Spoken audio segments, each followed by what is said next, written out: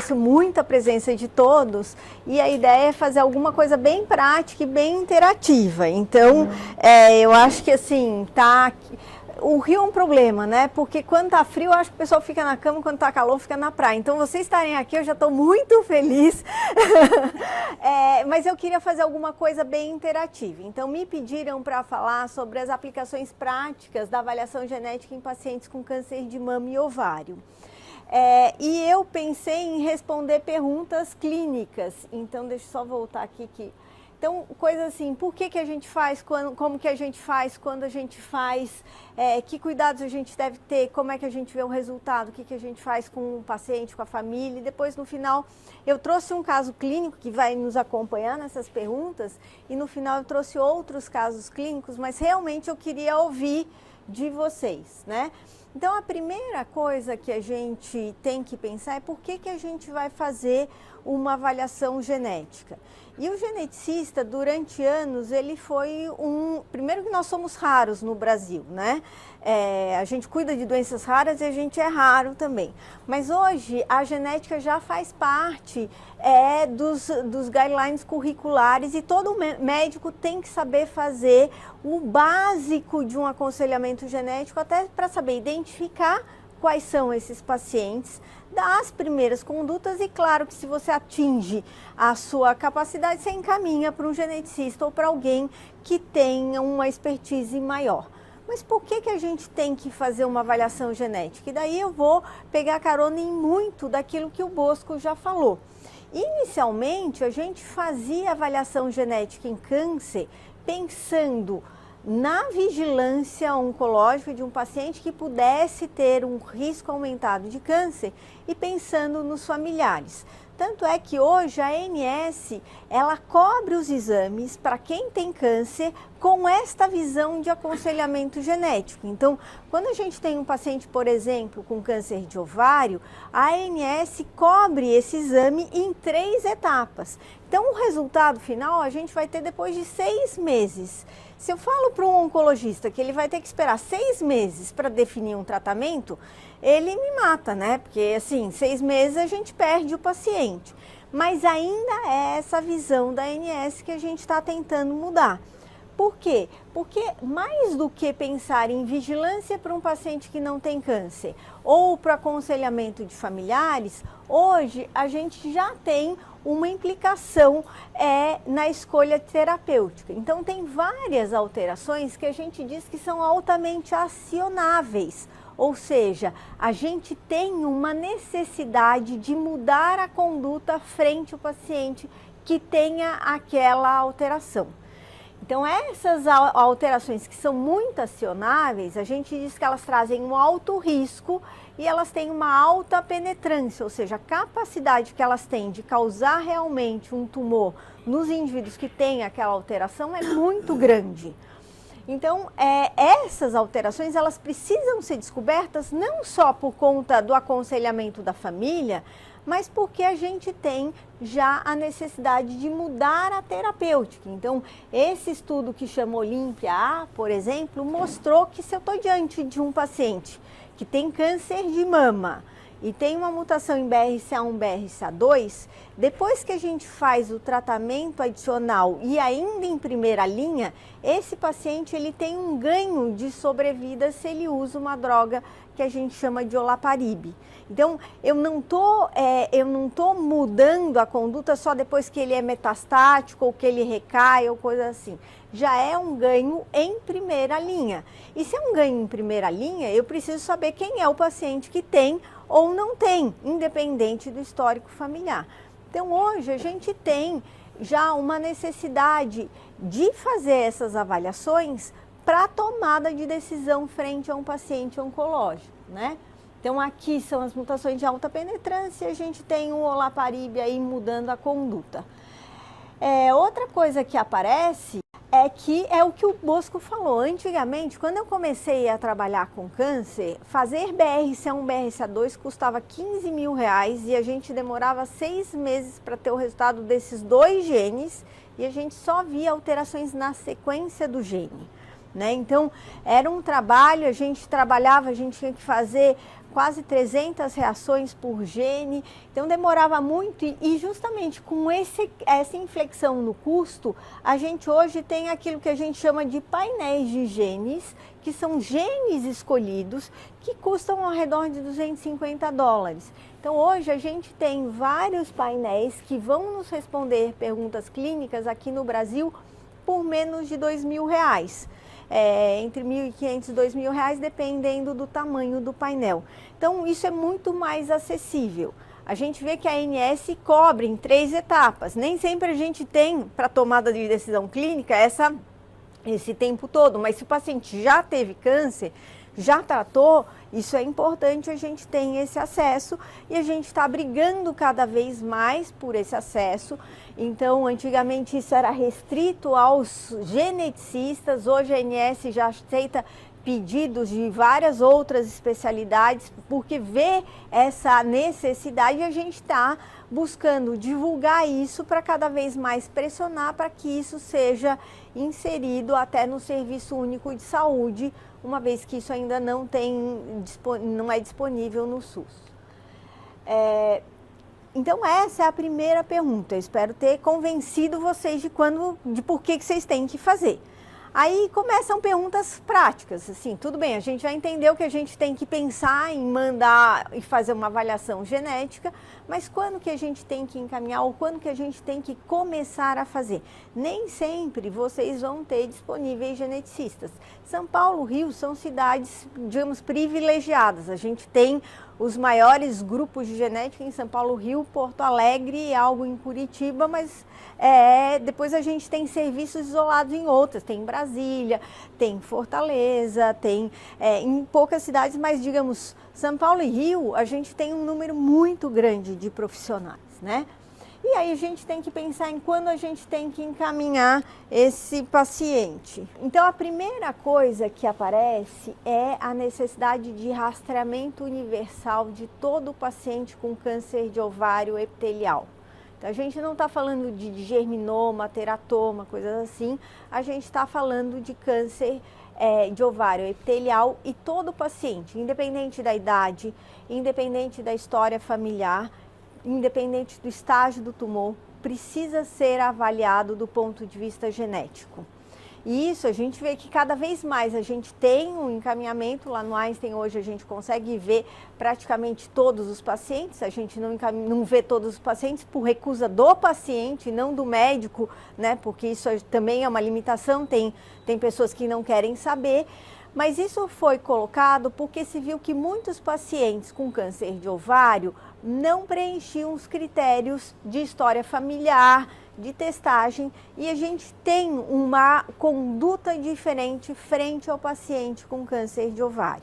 Então hoje todo paciente com câncer de ovário, você não precisa nem pensar, precisa fazer um teste para ver predisposição hereditária ao câncer. Depois a gente tem critérios bastante complicados do meu ponto de vista. Então, o guideline que mais a gente usa aqui no Brasil é o guideline do NCCN. Então, se o NCCN recomenda que todo paciente com câncer de mama precoce, entendendo-se precoce com 45 anos ou menos, seja avaliado independente do tipo de tumor e independente do histórico familiar. Todo paciente masculino seja avaliado. Todo paciente com tumor triplo negativo, ou seja, que não tem nem receptores hormonais, nem HER2 positivo, seja avaliado do ponto de vista de predisposição hereditária ao câncer. A gente tem critérios um pouco mais complicados, então entre 46 e 50 anos teria que ter um histórico familiar positivo ou aquilo que a gente chama de uma estrutura familiar limitada. Eu tenho um indivíduo que não conhece a família, eu tenho uma pessoa que não tem irmãs ou que não tem tias, ou que o avô morreu cedo, então eu tenho um número muito limitado, e a gente vai falar disso mais para frente, né? E acima de 51 anos eu precisaria de mais pessoas afetadas na família. Começa a aparecer também a necessidade da gente fazer esses testes para guiar terapias, principalmente em tumores HER2 negativo. Então, hoje, tem várias sociedades que estão propondo uma migração desses critérios bastante complexos, porque vamos e venhamos, ninguém que não trabalhe com isso no dia a dia vai decorar isso aqui.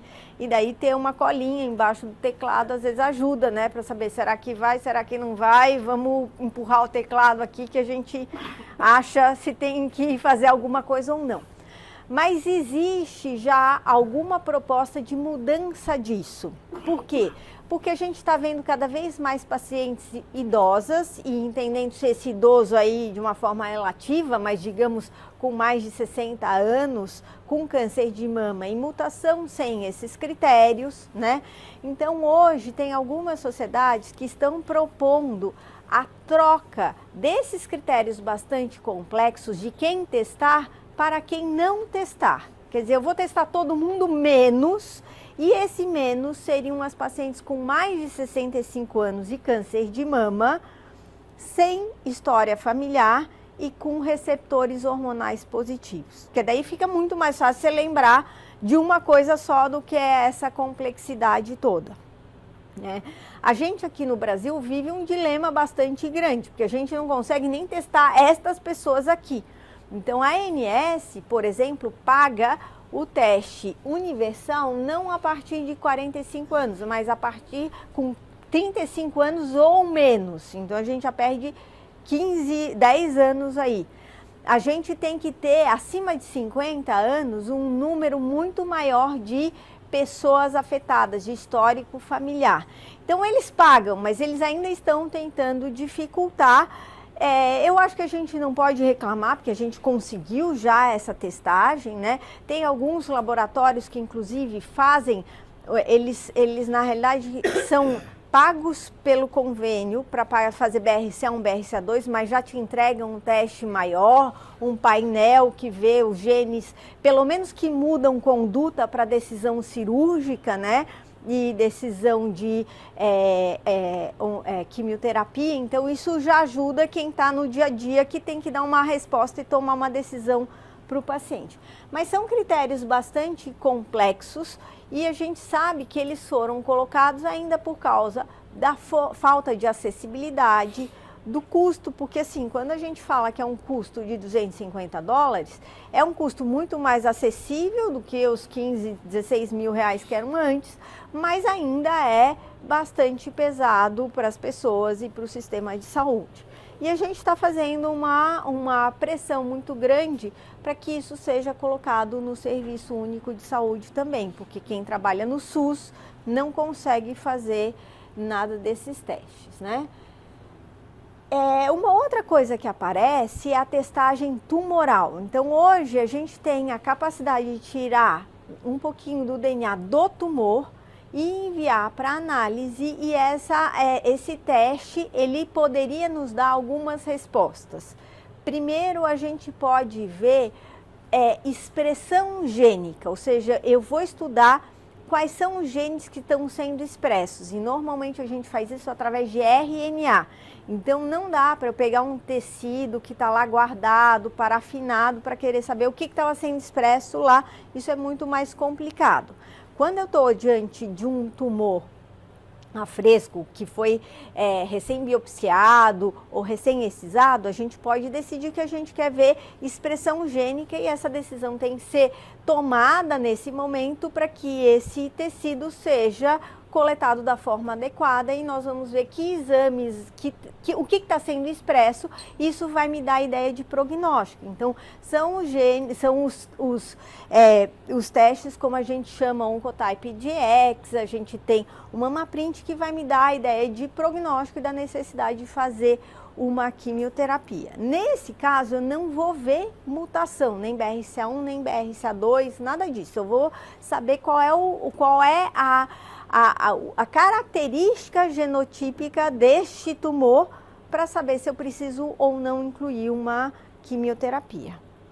A outra possibilidade é eu fazer um teste onde eu vou ver as mutações presentes no tumor. Antigamente a gente só conseguia mandar esse teste para fora, o mais frequente era o Foundation. Hoje lá no Einstein a gente tem o Target, que é um exame que a gente faz Aqui que a gente vai ver mutações nesse tumor para tomada de decisão terapêutica. E muitas vezes, quando eu estou vendo esse exame, eu encontro variantes que podem ser patogênicas. Então, se a pessoa tem uma mutação em BRCA1, a gente vai encontrar essa mutação também no tumor. Vai me ajudar a tomar decisão clínica, mas eu tenho que pensar que essa mutação pode estar presente em todas as células do indivíduo e eu preciso procurar isso na linhagem germinativa. Mas o Bosco mostrou lá que tem vários outros genes associados à predisposição hereditária ao câncer.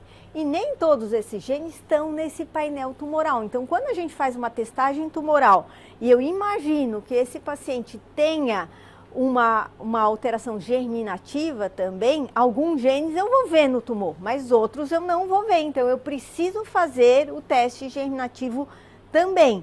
Não é que o tumor esgota todas as possibilidades, né? E a gente tem que pensar que muitas vezes esses painéis, eles não conseguem ver todas as variantes do gene inteiro, porque a gente está pensando, quando eu testo o tumor, na terapêutica.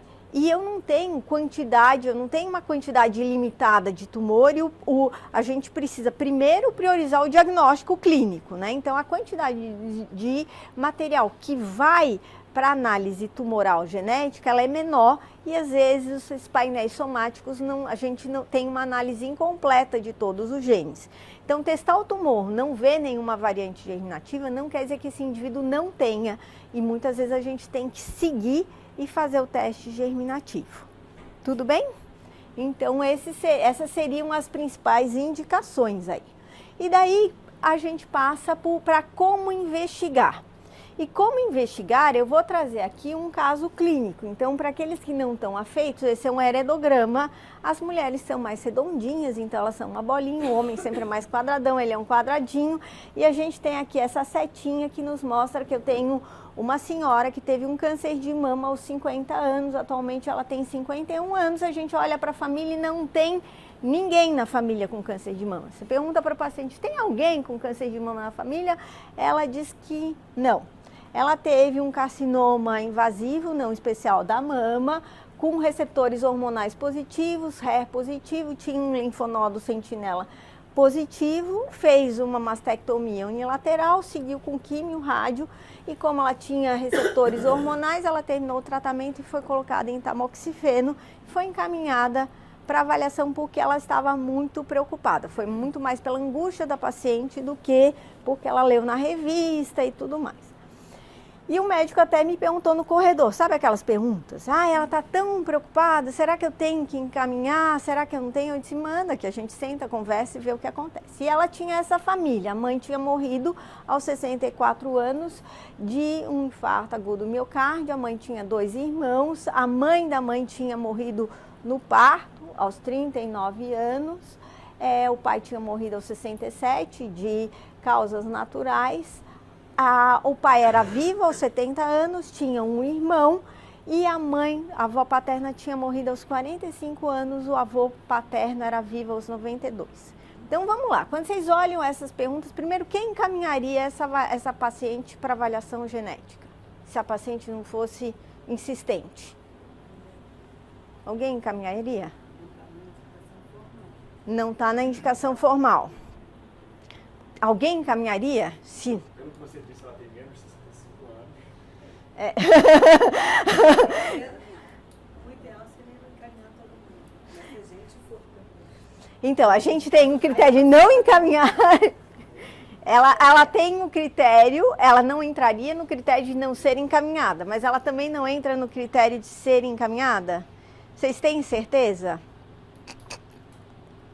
Você disse que era utilizando aquela regra mais simples, eu acho que Oi? na regra mais simples de quem Não encaminhar, ela entraria, mas e na regra de encaminhar? Tem alguma coisa que chama atenção nessa família? Não tem história familiar das mães, né? História familiar de várias. Sem saber qual é a razão de uma morte do parto. Aqui não sabe qual a morte do parto, o que mais que chama atenção? Morte precoce. mortes precoces. Se a gente olhar, assim, todas as mulheres aqui morreram, né? Eu não tenho mais mulher aqui. Então, aqui eu tenho uma senhora que a mãe morreu aos 64 anos, a avó morreu aos 38 e aqui só tem homens. No lado do pai, só tem homem, a avó morreu muito cedo, a avó não passou de 45 anos. Então, ela não atingiu a idade, por exemplo, desta senhora aqui para eventualmente ter um câncer de mama ou ovário. E é isso que a gente chama de estrutura familiar limitada. Então, o que é uma estrutura familiar limitada? Estrutura familiar limitada é quando eu não tenho pessoas que me ajudam a avaliar a história familiar. Nesse caso, a gente está pensando em câncer de mama e ovário. Então, foi feito um trabalho em 2017 que mostra que quanto menos mulheres eu tenho, maior a probabilidade que eu tenho de achar mutações. Então, por exemplo, eu tenho esta família aqui, as duas tiveram câncer de mama aos 51 anos. Mas aqui eu tenho várias primas, eu tenho a mãe, várias tias, avó, várias tias avós e ninguém tem câncer de mama nem ovário. Essa situação aqui é diferente desta situação aqui, onde o pai só tem irmãs, só tem primos e o avô não tem irmãs. Então, nessa situação, é aquilo que a gente chama de estrutura familiar limitada. Eu não tenho mulheres, e daí digamos, a definição seria inexistência de 2 ou mais mulheres em uma linhagem com 45 anos ou mais relacionadas em primeiro ou segundo grau. Primeiro grau é mãe e filho, irmã. Segundo grau é neto, tio, avô. Então, assim, aquela família, quando a gente olha, só tem uma pessoa com câncer, mas ela tem sim critérios para ser investigada. E é por isso que nessas perguntas de corredor, assim, precisa investigar? Daí se pergunta assim, mas qual a estrutura da família?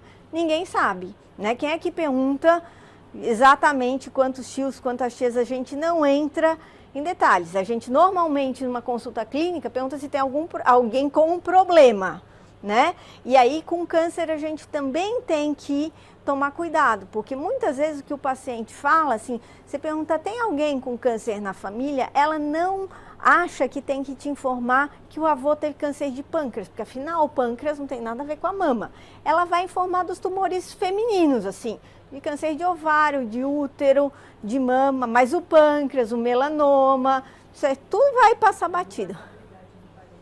E nunca sabe a idade. Pior é câncer na barriga. Câncer na barriga é um problema. Assim, você sabe tudo que tem dentro da barriga. E tem gente, a barriga vem até o tórax, né? Porque assim, o diafragma é uma coisa que não faz muito parte da cultura. A ausência de câncer nos familiares masculinos não seria um critério para a ausência de mutação? Ou seja, você não tem mulher na família, então não tem dados femininos. Mas a ausência de toda a família masculina. Então, para alguns genes sim, mas por exemplo, o BRCA1, ele aumenta muito o risco para câncer de mama e ovário.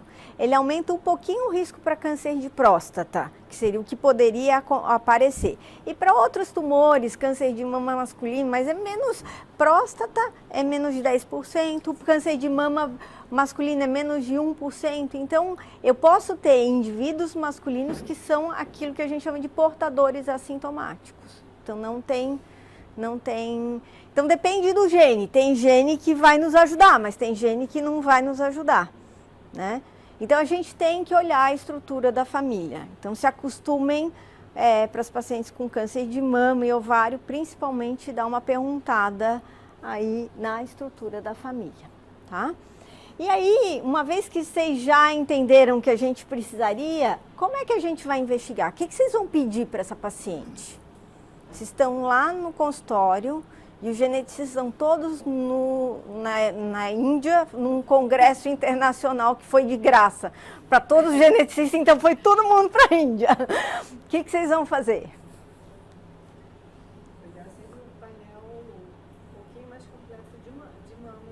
Um painel um pouquinho mais completo. Não só do RCA1,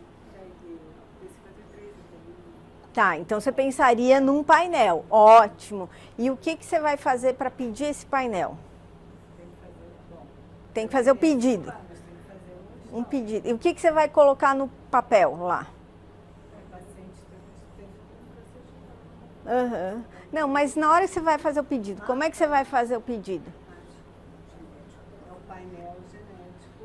Aham. Para câncer de mama, você tem que colocar de quantos você quer. Assim. Então, normalmente, se você põe em painel, tem painel de vários tamanhos. Então, Você tem que aí é bom você ou direcionar, por exemplo, se vai colher aqui na fonte imagem, a gente tem vários painéis no menu. Você pode dizer, olha, colhe esse ou esse. Se o paciente vai, não sei para onde, a gente tem problemas, porque tem com este nome exames muito completos e exames muito pouco, e isso não é um problema do Brasil. Né? Então a gente tem algumas metodologias. A gente antes fazia gene a gene. A gente pegava, tinha uma metodologia chamada Sanger, onde eu pegava cada fragmentinho, rastreava de um lado, rastreava do outro e depois ia lendo na mão. Eu passei várias tardes que a gente falava cantando sequência. Então a gente ficava A, T, C, G e alguém ia lá checando para ver se estava certo. Hoje, como o Bosco falou, isso é muito mais fácil. A gente tem esses sequenciadores de nova geração que fazem vários genes ao mesmo tempo de vários pacientes ao mesmo tempo. Então, idealmente, a gente não deve mais começar gene a gene. A gente deve começar, como a senhora falou, já vendo um painel de genes. Outra coisa ideal é que a gente não misture os pedidos, né? Põe hemograma, colesterol, glicemia, painel, bilirrubina, não sei o quê, porque o paciente não entende que este exame ele não precisa fazer todo ano, né? Tem paciente que mesmo lá no Einstein faz, por exemplo, a mutação de fator 5 de Leiden todo ano, né? O Gineco põe hemograma, glicemia, fator 5. Eu disse, nossa, só se ela estiver morando, sei lá, em Chernobyl, que talvez apareça alguma coisa. Mas se não, é um exame diferente, é um exame que tem uma outra complexidade. Então, na hora que você entrega os exames bioquímicos e você entrega um outro papel com um pedido, o paciente já entende que isso aqui é diferente. Isso aqui tem uma outra implicação, né? Então, a gente, quando pede, tem que tomar esse cuidado, né? Quando a gente fala de painéis, a gente tem que pensar que esses painéis, eles são muito variáveis. Então, hoje, a gente tem no mercado, a gente não tem para câncer de mama no Einstein um painel de 4 genes, mas tem laboratórios que oferecem 4 genes. Né? Tem painéis de 20 genes, de 50 genes, de 150 genes e assim vai. Então, colocar painel e deixar isso por conta do paciente, ele pode dizer, bom, vou ver onde é mais barato, e aí na hora que você pega o resultado, você não sabe se foi bom ou se não foi bom. E nesses painéis um pouquinho maiores, a gente vai ter genes que aumentam muito o risco de câncer e genes que são de penetrância moderada, ou seja, a gente tem alguma acionabilidade, mas não é tão alta. Eu posso ter câncer ou posso não ter câncer. A gente pode ter protocolos que não estão bem estabelecidos. Então, a gente tem que avisar que talvez nem tudo eu vou saber o que fazer. Esses alelos mais comuns, eles fazem parte daquilo que o Bosco falou de score poligênico de risco. E daí eles normalmente não estão neste painel. Então, a gente também tem que pensar que eu não estou vendo todos os genes. Eu estou vendo aquilo que hoje a gente já tem uma implicação clínica e alguma mudança de conduta. Então, não são todos que eu também vou ter mudança de conduta, né? E quando eu vou pedir esse exame, então eu já falei para vocês que vocês vão dar um papelzinho diferente. Mas que outros cuidados vocês têm que tomar? Oi? Sim, mas aí no pedido, no caso, nesse caso que você mostrou, qual seria a forma de fazer o pedido? O pedido, na realidade, a gente vai colocar painel de câncer de mama e ovário, ou painel estendido de câncer, dependendo do histórico familiar, porque só tem câncer de mama. O nosso painel, por exemplo, para câncer de mama e ovário está de bom tamanho, não preciso ver outra coisa, só tem câncer de mama ou ovário na família. Mas se o paciente tem câncer de intestino, melanoma, feocromocitoma, aí o painel estendido, ele tem uma resolução melhor, porque eu estou vendo também, estou cobrindo as outras possibilidades diagnósticas na família. Então, um dos primeiros cuidados que a gente tem que tomar é ver o que tem na família e sempre, sempre, sempre fazer aquilo que a gente chama de aconselhamento genético. Daí, assim, antes era o geneticista que tinha que fazer e não tem geneticista no país, só no Rio, em São Paulo e em algumas poucas cidades. Hoje, fazer aconselhamento genético faz parte das diretrizes curriculares de medicina, né? Então, esse é um problema que a gente tem. A gente se forma, eles vão mudando as diretrizes, a gente tem que ficar correndo atrás do que eles estão colocando lá para não ficar muito atrasado, né? Mas a gente tem que fazer esse aconselhamento genético. O que a gente vai falar para o paciente nesse momento?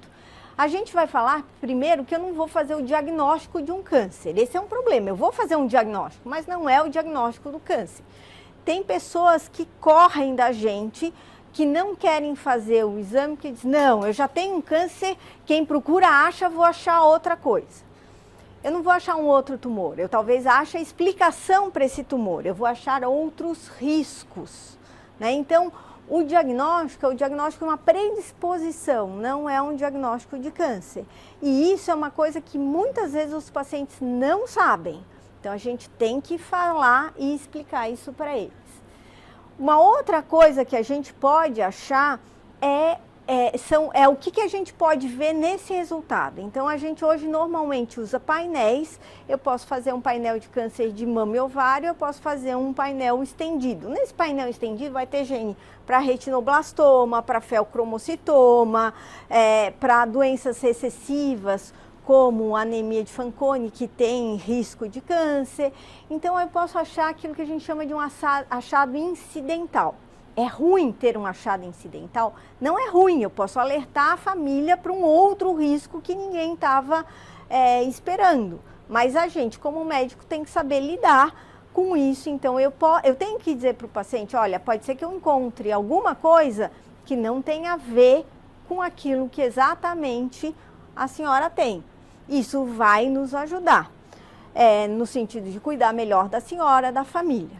Um outro problema são as variantes de significado incerto. Então, o Bosco falou que a gente faz uma avaliação com bioinformática, tem esses sequenciadores de nova geração, e daí a gente vai ver a sequência do gene, ver o que está diferente, a gente vai classificar essas variantes. E muitas vezes eu não consigo saber se essa variante traz algum impacto na função proteica ou não.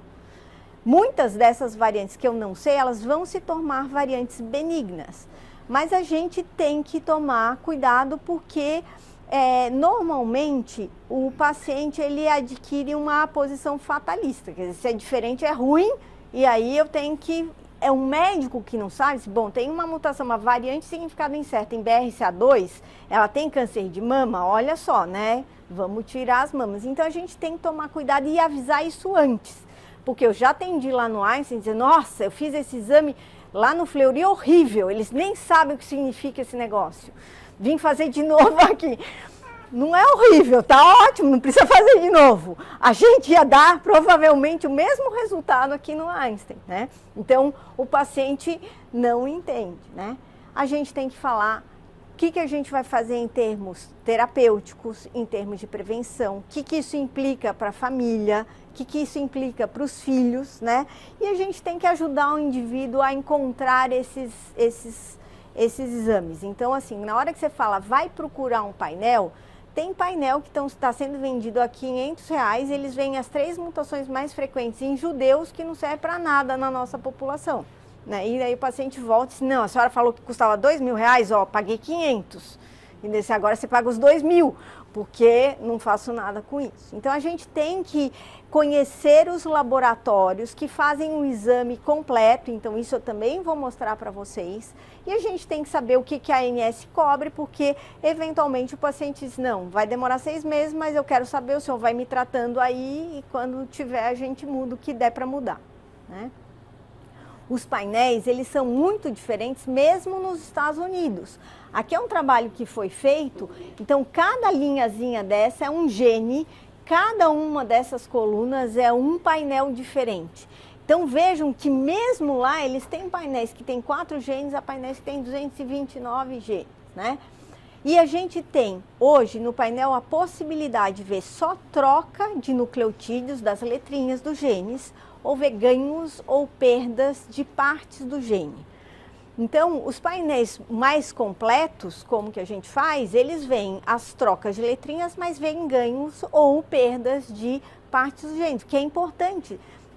assim, tem lugares que mostram que 10% das alterações em BRCA são perdas ou ganhos de parte do gene. RAD51C chega a 15%. Um gene chama VHL, que não dá câncer de mama, mas dá doença de von Hippel-Lindau, chega a 30%. Então, se eu não vejo isso, eu estou perdendo um pedaço, uma porção importante do diagnóstico, né? E a outra coisa é que a gente tem que ver se os genes que estão nesse painel vão ao encontro daquilo que eu vejo na família. Então, assim, qual que é o painel que eu vou pedir? Eu vou pedir o de 26 genes de câncer de mama ou vou pedir o completo estendido? O completo estendido tem mais possibilidade de variação de significado desconhecido. Mas esse maior pode atender melhor aquela família, principalmente a família que tem outros tumores. Tá? Tem câncer de intestino, tem câncer de próstata em idade precoce, tem melanoma, tem câncer de pâncreas. No painel pequenininho, só de mama e ovário, eu não vou ver esses outros genes. Então, a gente precisa ampliar. Então, olhar para o histórico da família e investigar, porque às vezes a pessoa não fala, porque ela acha que câncer de pâncreas, melanoma, essas coisas não tem nada a ver com a minha mama, não preciso perder tempo da minha consulta. Então, a gente tem que investigar ativamente e, eventualmente, pedir um painel mais completo. Esse mais completo é o 140? A gente tem painéis intermediários. Todos eles são por NGS, ó, graças a Deus está esquentando esse rio aqui, porque esse negócio de ficar com casacão no rio não está com nada. Mas sim, a gente tem painéis que tem, a gente tem 1 ou 2 genes só, né? E a gente tem painéis que tem 140 genes, então esse tem 145 genes na realidade, que seria o nosso painel estendido. Tá? Tem painéis de 200, 300 genes? Tem, mas tem gene que a gente não sabe o que fazer. Então, também ficar botando um monte de tranqueira lá só complica na hora da gente ter que dar a resposta para o indivíduo, né? Então, assim, tem lugares que estão oferecendo painéis de 250 genes e um cuidado que a gente tem é sempre saber que gene a gente vai colocar, que gene a gente vai tirar, porque começa a aparecer um monte de coisas aí que não tem, só complicam na hora de a gente falar com o paciente. Tá? 1890, né? Uma coisa assim, um pouquinho menos de 1900. Bosco adora uns quebrados lá, não sei porquê. É culpa do Saito que fica botando esses. Oi? O reduzido 1650. A diferença não é grande, é muito semelhante, tá? Em termos de custo não faz diferença nenhuma, é R$200, um pouco menos. Questão no sangue e o teste da saliva. Na realidade, assim, no sangue e na saliva a gente tira DNA de leucócito, então não faz diferença.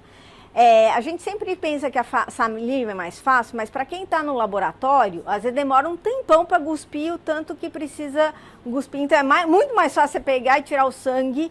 Agora, se é um paciente que está à distância, a gente manda o kit, ele manda a saliva, porque fica muito mais fácil mandar a saliva e tudo mais. Mas em termos de qualidade, a gente vai ver e de implicações. Então, o paciente que faz transplante, ele não pode colher nem sangue, nem saliva. Ele tem que colher mucosa, porque aí eu estou vendo o leucócito de uma outra pessoa, transplante de medula óssea. Então teria preferência por sangue, paciente? Não tem preferência. Sangue ou saliva é a mesma coisa. É que no laboratório realmente é mais fácil. Às vezes o cara está no laboratório, está tomando cafezinho, daí já tem que escovar dente. Então no laboratório é mais fácil coletar sangue. Mas se o paciente prefere saliva, tem dificuldade de pegar V, não tem problema. A saliva e o sangue, em termos de resultado do teste, é a mesma coisa. Tá? Não tem problema. Oi. O Einstein, ele apenas intermedia isso ou geralmente vocês processam? Não, a gente faz. Bosco fica lá em cima do pessoal. O Oncotype, não. O Oncotype, na realidade, é um teste com marca registrada, né? E, assim, a gente colhe em outros locais, o kit pode chegar no paciente, a gente recebe, né? Então... No Einstein, qual é a proporção de exames de 4 genes e o 4 genes não tem nenhum que eu saiba. Além de 4 e a 29? Não, isso é desse trabalho aqui que foi publicado. Tá? No Einstein a gente tem, os painéis todos são muito pensados e a gente faz reunião assim para atualizar esses painéis à medida que entra gene novo, que a gente vê que alguns genes não estão acrescentando nada, então a gente revê essa estrutura de painéis, mas a gente não tem painéis de 4 genes não. A gente pode fazer gene a gene, até por uma exigência da ANS, então o paciente que precisa, né, e é encaminhado para lá. Os painéis não são estandarizados, você tem uma dinâmica de mudança dos painéis. Também não é toda semana, né, e eles não são iguais entre um laboratório e outro. O MLPA não é uma técnica de sequenciamento só, a gente só vai ver se tem pedaços a mais ou pedaços a menos, e só no BRCA1 e no BRCA2. Então, esse é um painel, porque é essa que o Bosco estava falando, era uma exigência do convênio. O convênio pedia que primeiro a gente sequenciasse e visse a troca de letrinhas em BRCA1 e BRCA2. Depois a gente tinha que ver se BRCA1 e BRCA2 estavam inteiros através de MLPA. Depois a gente vê se 14 outros genes têm troca de letrinhas. E depois a gente vê se 8 desses 14 genes por MLPA estão inteiros. Então, o convênio fazia assim. Hoje, eles já pagam essas duas primeiras coisas ao mesmo tempo, BRCA. E, por exemplo, lá no Einstein, a gente não... Normalmente, o nosso sequenciamento já vê o que o MLPA vai ver. Então, não preciso pedir sequenciamento em MLPA. Eu peço sequenciamento com variação de número de cópias ou com pesquisa de rearranjos, que eu já estou vendo aquilo que o sequenciamento vê, mas tem laboratórios que não oferecem isso. Então ele coloca lá no método dizendo assim, esse painel não vê rearranjos ou não vê variação de número de cópias. Está lá naquelas letrinhas minúsculas, né? Daí você tem que complementar. No nosso laudo, a gente já põe, porque assim, teve alteração em sequência, ou teve, mas não foram vistas, ou foram vistas alterações de número de cópias. Então, isso não estou adiantando a aula, mas eu acho que fica mais dinâmico assim, porque é uma coisa que a gente tem que ver. O que eu tenho pego muito no consultório, paciente que quer fazer reposição hormonal. E daí elas querem... Chega e fala, minha mãe ou minha irmã tem câncer de mama, eu quero fazer um painel genético. Aí a gente fica sem saber especificamente, faz o histórico familiar e vê o que é. E elas estão pedindo demais. Eu tenho recebido muito... Antes de fazer o hormônio. Antes de fazer o hormônio. Então... A gente fez uma questão didática, um material de divulgação que tem os painéis. E aí eu distribuo, vocês vão ter isso e vocês vão ver, consultar rapidamente, porque não... Eu acho que grande parte da inteligência, né, do laboratório, do time, é selecionar qual painel e que gene você vai botar... Porque não dá para deixar a coisa um menu completamente aberto. Então esses menus já mais típicos já está feito e a gente já tem esse material de divulgação. Então só nessa questão eu tenho pego muita paciente assim. Se é uma paciente muito grande, dá para fazer só o de mama e ovário que vai responder. Se é uma paciente adotada, uma paciente que não conhece a família, uma família muito pequena, eu peço multicâncer porque a diferença de preço é muito pequena. Tá? Mas assim, porque às vezes a paciente tem uma angústia e você resolve, mas teoricamente não tem, a chance de vir alguma coisa é muito baixa. Tá? Até completando, né, a sessão hormonal, que eu tenho na prática, eu tenho algumas experiências com painel de 141 genes no Fleury, que é parecido, né? E uma preocupação que eu tenho, é lógico, com a interpretação. Eu trabalho muito com o pessoal da oncogenética que interpreta isso para mim. Aí eu queria saber assim, tipo, pedindo o painel de vocês, vem lá, variante determinada incerto ou aquelas heterozigosas. Eu posso voltar para vocês jogarem na calculadora, no CanRISC e ajudar nessa interpretação quando tiver dúvida? Sim, a gente tem... Vai começar a existir muito, né? A partir do momento que eu assumir a interpretação do exame. Eu já tenho isso. Então, na realidade, a gente tem um time no laboratório, tem até um telefone dedicado para ajudar o médico, tanto na solicitação quanto na interpretação do exame. Se a gente vai poder usar alguma calculadora, depende da paciente, do histórico familiar, porque dependendo do histórico familiar, o CanRisk, por exemplo, não vê todos os tipos de tumores. Então, não consigo usar uma calculadora porque eu vou te dar um número, digamos, que não é fidedigno, né? Então, mas a gente tem um time no laboratório que faz isso, tanto na solicitação do exame quanto na interpretação do resultado, e daí esse time vai acionando, quer dizer, se você fala com pessoas que já sabem, mas se tem alguma dificuldade, eles também nos acionam como especialistas. Então, outro dia foi esse caso, tinha uma família que tinha um paraganglioma diferente, e daí eles me ligaram para saber, olha, a ideia é dar essa orientação, tem alguma coisa a mais, a menos, então a gente tem esse suporte sim no laboratório. Tinha por aqui alguém... Não, só queria complementar assim, que a importância do pré-teste, né, do aconselhamento genético pré-teste e do aconselhamento genético pós-teste. Porque se a gente for pensar num painel genético só pelo número de genes, só pela quantidade que a gente está ofertando para aqueles pacientes, e a gente pega um resultado, por exemplo, que nem a doutora Fernanda falou, uma VUS e um gene que eu não faço a menor ideia do que faz no paciente. Como é que você vai fazer esse aconselhamento pós-teste nele? Então, quantidade, às vezes, não é igual a qualidade. Então, você precisa saber o que você está pedindo. Para que você está pedindo aquele gene? O que aqueles genes vão interferir na sua conduta? Espera só um instante. Né? Então, acho isso fundamental, assim, ter um aconselhamento pós-teste. Como a doutora Fernanda falou, a gente também tem um monte de genexista aqui no Rio. Né? Então, assim, dificuldade no pós-teste, a gente também tem como encaminhar para eles. Então, mas a gente tem, o laboratório tem esse suporte. Não sei qual é o teste que vou pedir. A paciente está sentada na sua frente e diz, vou colher exame amanhã. A gente tem esse suporte. Desculpa. A probabilidade pré-teste tem determinado tipo de paciente X, um tipo de tumor. Já como estão orientados hoje, a grande maioria dos exames pelo curso da medicina, então, probabilidade pré-teste. Então, a gente tem como calcular através dessas calculadoras de risco, tá? A gente tem como calcular isso. Tem modelo matemático, tá? E tem modelos que a gente não vai conseguir por conta do histórico da família, porque tem muitos casos de câncer, a gente não tem modelos adequados, mas tem como calcular. Oi? Ficando claro que não adianta o clínico, digamos, pedir o teste, porque ele vai saber o que fazer com o resultado.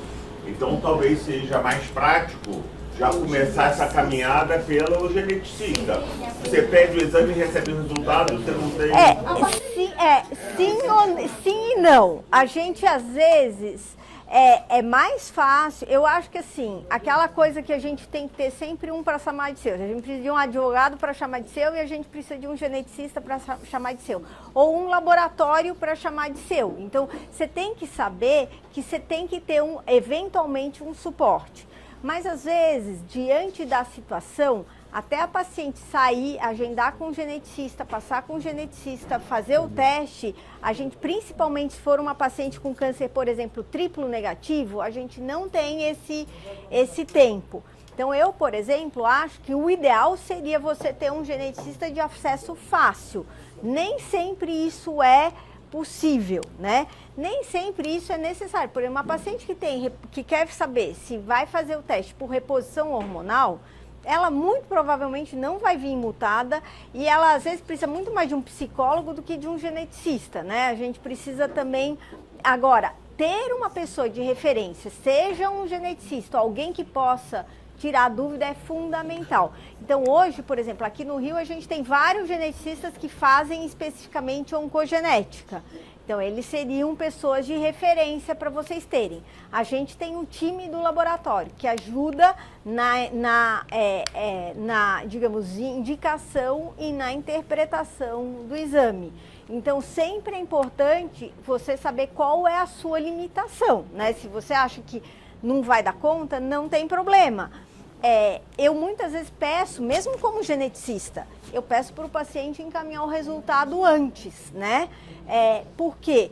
porque daí eu tenho tempo de eventualmente estudar, olhar, tirar alguma dúvida, até com laboratório, coisas assim. E é bom a gente se informar de laboratório para fazer um código. Eu tive uma paciente que o Bradesco disse, eu pago, mas ela até falou, eu quero o código do painel específico. Então a gente tendo no consultório esse código que o laboratório oferece, isso ajuda muito também. Porque aí a gente vai, olha o código, vê o que vai cobrir, o que não vai. Porque elas passam isso, aconteceu essa semana. Aí, o Bradesco respondeu que se tivesse o código da PUS, ele requer. Então a gente tem que pegar com o laboratório que a gente vai pedir. O código, e o laboratório dá isso. Não tem problema. Eu peço pro eu hoje já sei o que eu peço quase decor, né? Mas quando eu não sei, eu peço para o laboratório infere qual. Então, deixa eu só colocar aqui. Bom, na hora que a gente recebe, como é que eu vou ver esse resultado? Então, eu trouxe aqui um laudo do Einstein. Então, aqui fala o resumo clínico. Aqui diz, bom, encontrei alguma coisa que está associada ao quadro clínico. Tem o nome do gene, tem a sequência que eu usei como dicionário desse gene, que é o NM. Tem a localização no exon e tem a troca específica, aquilo que a gente vê na variante. Tem a frequência disso na população e a classificação. E depois aqui ele fala o que acontece no gene e o que está associado a essa variante. Tá? Então, esse é um laudo, assim, que tá detalhado, só que é importante que o médico leia. Uma coisa importante que a gente tem que ver é qual que é a qualidade desse exame. Então, a gente tem aqui, por exemplo, a metodologia. Então, toda vez que a gente vai ver um resultado de exame, a gente tem que ver se eu tenho mais do que 99% que eu li 30 vezes ou 20 vezes, né? Então, por quê? Porque isso é um exame bom. Quando tem laudos que você vê, tá lá os 200 mil genes, 250 genes, mas ele viu 95 10 vezes. Pronto, já não tô, eu sei que eu posso estar perdendo alguma coisa. Então, os nossos exames, o ideal é ter sempre 99% acima de 10 vezes. Porque o que é isso? Quando eu faço essa avaliação, eu estou vendo esses fragmentinhos, por enquanto é assim que a gente faz. E a gente monta um quebra-cabeça. Graças a Deus existe um bioinformata que faz isso e me diz quantas vezes eu li cada basezinha. Eu vi aqui todo o gene, então eu tenho que ter o mais próximo possível de 100% e pelo menos eu tenho que ver 20 vezes cada letrinha para ter um teste de uma qualidade adequada. Então, se vocês não estão recebendo um exame nosso, vocês têm que checar se esse exame está adequado. Assim, vocês sabem posicionar uma mamografia, vocês sabem ver uma ressonância, que é o jeito da gente ver se a mamografia foi bem posicionada. A gente está vendo se o teste foi bem feito. Então, a gente tem que chegar o máximo possível perto de 100%. E daí a gente vai classificar essas variantes. Então, existem guidelines que nos dão critérios e me dizem se isso é benigno ou provavelmente benigno, onde eu estou nessa parte da ponta aqui, eu tenho mais de 90% de certeza de que isso não causa nenhum problema para o indivíduo. E patogênica ou provavelmente patogênica, eu estou aqui na ponta de lá, onde eu tenho mais de 90% de certeza de que isso tem um impacto na função proteica e que eu tenho que mudar a conduta. Esse meio aqui é aquilo que a gente chama de variante de significado incerto. O que é isso? Eu não tenho critério suficiente, nem para benigna, nem para patogênica. É claro que hoje, a gente vendo esses critérios, né, eu consigo ter ideia se ela tem mais critérios para benigna ou mais critérios para patogênica. Mas as variantes de significado incerto, normalmente eu não tenho. E para a maior parte dos genes, a gente chega perto de 90% de variantes de significado incerto que vão ser reclassificadas para variantes benignas com o tempo. Só que essa reclassificação, ela depende do laboratório. E essa reclassificação é ao longo do tempo. Então, esses pacientes com variantes de significado incerto, a gente não muda a conduta com base na variante, a gente vai definir pela história da família e a gente tem que rever esse paciente periodicamente para atualizá-lo da reclassificação, tá? A reclassificação é por conta do laboratório, mas o laboratório não vai entregar direto para o paciente, tá? Reclassificação baseada em quê? No ganho de conhecimento científico. Então a gente tem aqui as variantes que têm mais critério de benignidade, elas tendem a ser reclassificadas para benignas, e uma porcentagem muito pequena dessas variantes que são reclassificadas para patogênica, elas podem ser reclassificadas porque elas têm já mais critério. Então a gente olhando, a gente já consegue saber isso, tá? De acordo com produção científica. De acordo com produção científica, com sequenciamento de pessoas normais e tudo mais, tá? Então a gente tem essa possibilidade, né? E uma vez que eu encontro uma variante patogênica ou provavelmente patogênica, eu tenho que saber quais os riscos. Então, nessa paciente aqui, ela fez um painel e a gente encontrou uma variante em BRCA1, tá? A gente hoje tem vários trabalhos que mostram o risco. Então, aqui é o risco para câncer de mama, aqui é o risco para câncer de ovário, mutação em BRCA1, que é bem mais precoce o risco, mutação para BRCA2, que lá aos 70 e poucos anos se iguala ao BRCA1. Então, BRCA2 é um gene que causa câncer numa idade mais tardia. Aqui é o risco para câncer de ovário, assim, para todos os genes a gente tem essas curvas de risco e a gente consegue, inclusive, tem trabalhos que mostram, por exemplo, o risco de câncer de mama contralateral dependendo da idade. Então, isso está disponível na literatura.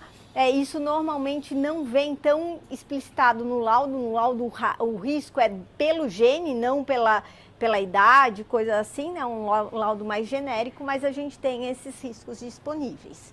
E daí o que eu vou fazer com a paciente? A gente vai trabalhar em manejo adequado. Então, saber o que a gente tem que fazer é importante. Essa paciente, por exemplo, tem uma mutação no gene P53 e ela foi orientada, ela tinha tido um câncer de mama e foi orientada a tirar o ovário. Só que o risco de câncer de ovário no gene P53 é muito baixo, é menor do que 1%, ou 1,2%. Então, não vale a pena eu tirar o ovário de uma paciente de 31 anos que tem um tumor de mama, porque eu não vou conseguir repor hormônio para ela, né? Então, essa conduta aqui é errada, ela não precisa fazer isso, né?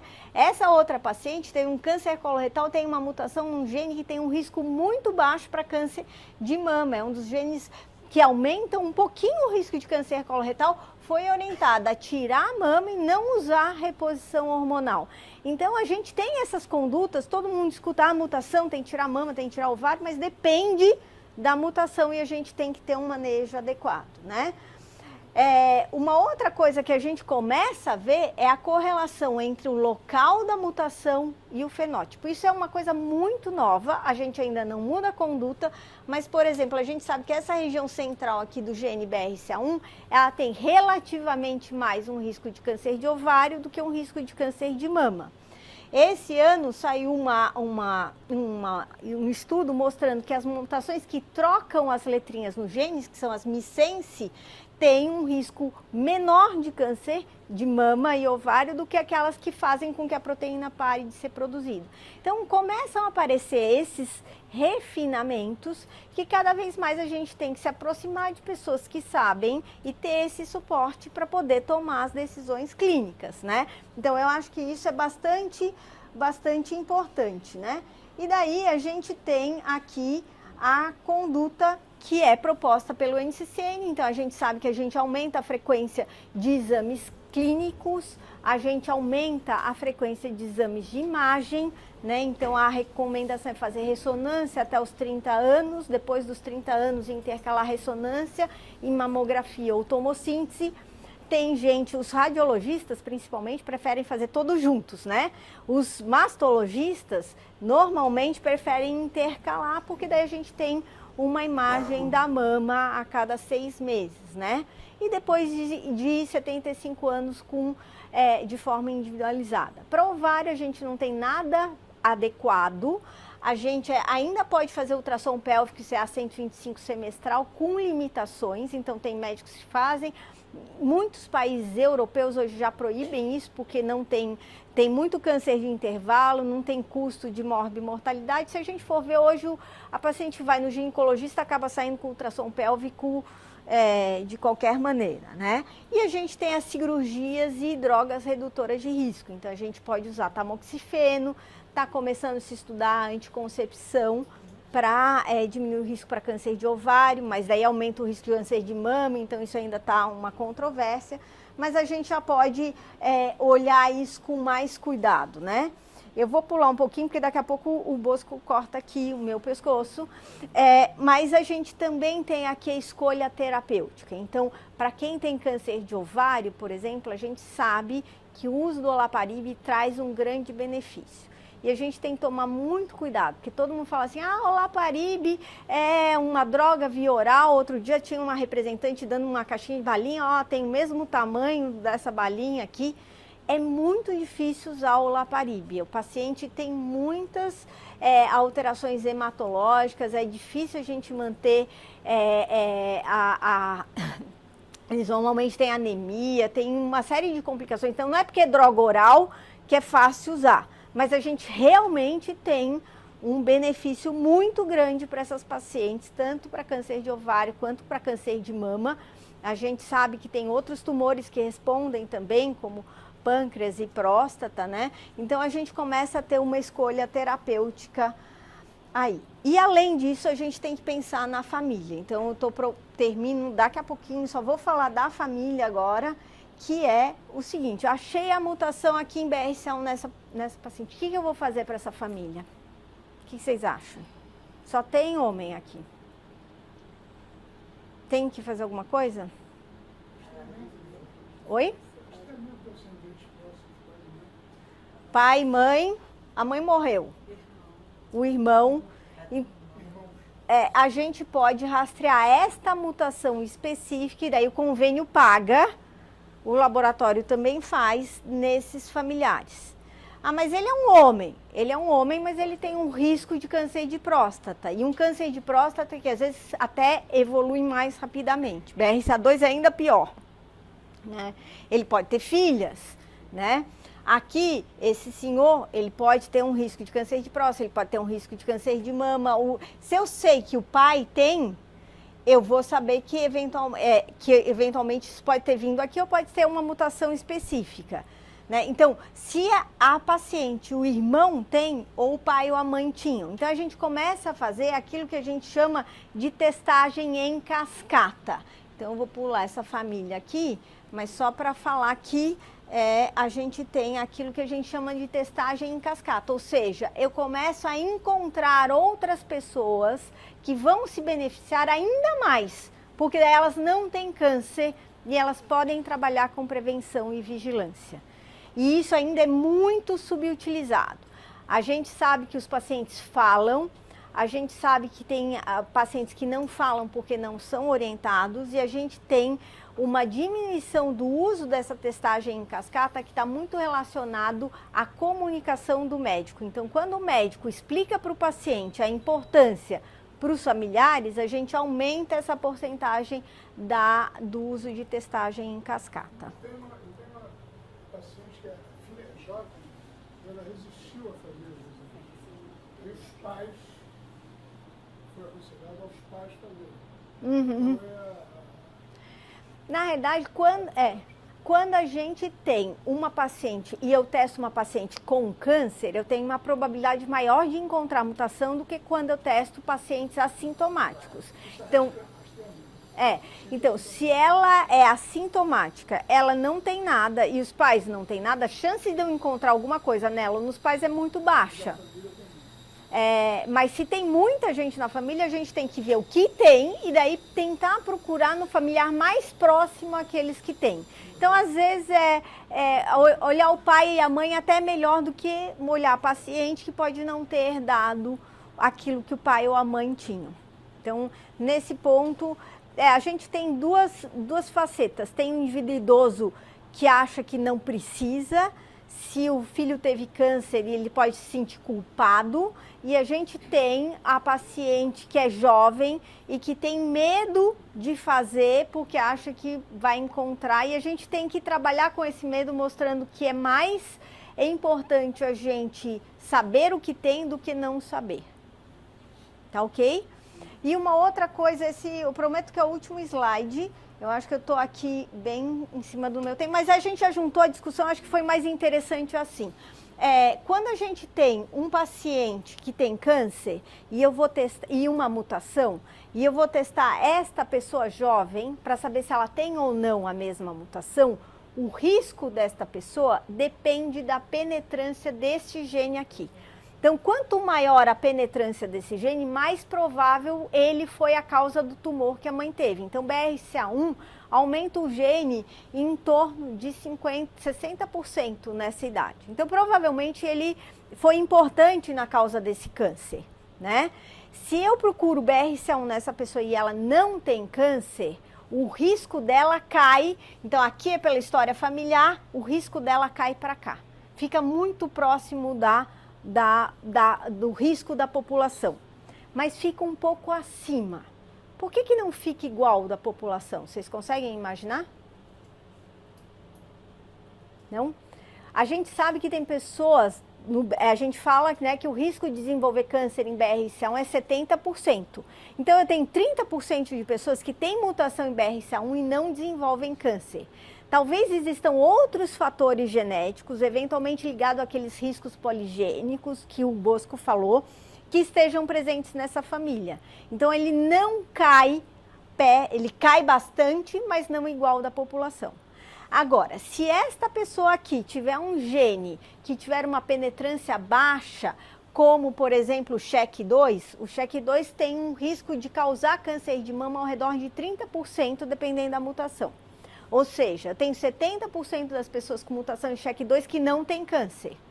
Esta pessoa que desenvolveu câncer, o SHEC2 ajudou, mas deve ter tido várias outras coisas que tenham contribuído aí com a gênese desse câncer. Então, o risco, ela não tem SHEC2. O risco dela cai daqui até aqui. Ela ainda tem um risco maior do que o da população. Então, a gente também tem que tomar cuidado e olhar. Quando eu estou vendo um indivíduo assintomático, que tem uma pessoa na família com uma mutação, eu tenho que saber qual é a chance dessa mutação causar o câncer. Porque o risco dela cai, mas eu não posso dizer, fica tranquila, é como se não tivesse ninguém na família. Eu tenho que ainda olhar essa pessoa como se ela tivesse um risco moderado de câncer. Tudo bem? Eu queria agradecer demais a Fernanda, que foi uma aula espetacular. Eu achava que eu nunca ia entender genética. Eu queria agradecer demais.